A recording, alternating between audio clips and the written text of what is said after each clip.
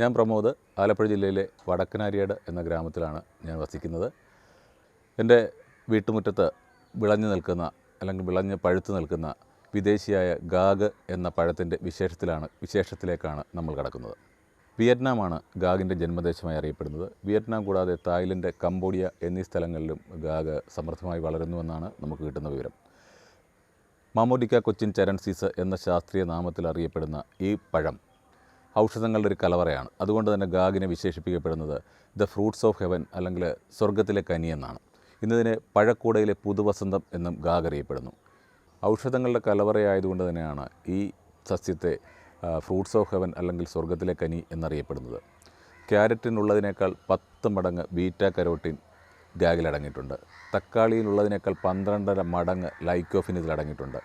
ഓറഞ്ചിനുള്ളതിനേക്കാൾ 40 മടങ്ങ് vitamin C ഗാഗിലടങ്ങിയിട്ടുണ്ട്.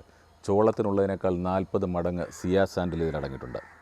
നമ്മുടെ മനുഷ്യ ശരീരത്തിലെ കണ്ണ്, ത്വക്ക്, ഹൃദയം എന്നിവയുടെ പ്രവർത്തനത്തിന് ആവശ്യമായ ഒട്ടനവധി ആൻറ്റി ഓക്സൈഡുകളുടെ കലവറ കൂടിയാണ് ഗാഗ് എന്ന് പറയുന്നത്.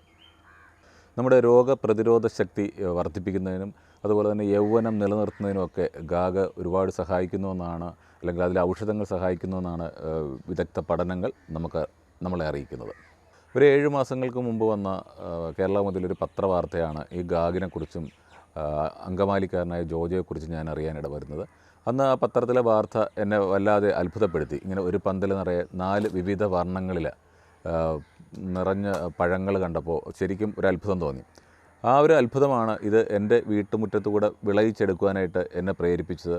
അതുവഴി തന്നെയാണ് ഞാൻ അങ്കമാലിക്കാരനായ ജോജോയെ ബന്ധപ്പെടുന്നതും ജോജോയിൽ നിന്ന് 300 രൂപയ്ക്ക് 6 സീഡുകൾ, 300 രൂപയ്ക്ക് 6 വിത്തുകളാണ് നമ്മൾ വാങ്ങി വീട്ടിൽ വിതയ്ക്കുന്നതും.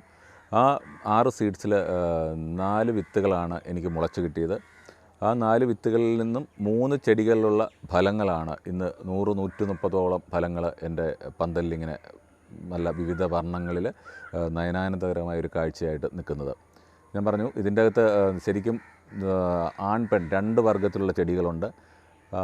ആണും പെണ്ണും നമ്മളുടെ പന്തലിലുണ്ടെങ്കിൽ മാത്രമേ, നമ്മുടെ ഗാർഡനിലുണ്ടെങ്കിൽ മാത്രമേ ഇതിൻ്റെ അകത്ത് നമുക്ക് വിളവെടുക്കാൻ സാധിക്കൂ. അതായാലും ഭാഗ്യമെന്നോളം എനിക്ക് 3 ചെടികൾ പെൺചെടിയും 1 ചെടി ആൺ ചെടിയും കിട്ടിയത് കൊണ്ട് മാത്രമാണ് ഇന്ന് ഈ ഒരു അവസ്ഥയിൽ എൻ്റെ തോട്ടത്തിൽ ഇത്രയും പഴങ്ങൾ വിളഞ്ഞു നിൽക്കുന്നത്. അല്ലെന്നുണ്ടായിരുന്നുവെങ്കിൽ തീർച്ചയായും ഈ ശ്രമം, ഈ ഉദ്യമം പരാജയപ്പെടുമായിരുന്നു.